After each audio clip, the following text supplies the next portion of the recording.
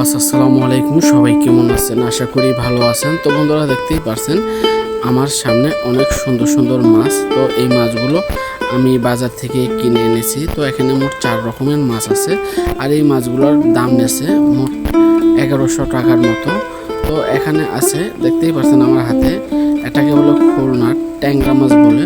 তো এই মাছগুলো এখন পুকুরে চাষ হয়। তো আগে আমরা বড়শি দিয়ে আমাদের পাশের নদী থেকে ধরতাম। তো এখানে দেখতেই পাচ্ছেন নিচা মাছ আছে, বাটা মাছ আছে, আরেকটা মাছ আছে সেটাকে বলে টাকি মাছ, সেটা আমি আপনাদেরকে দেখাচ্ছি। তো এই মাছগুলো আমার খুবই একটা পছন্দের একটা মাছ।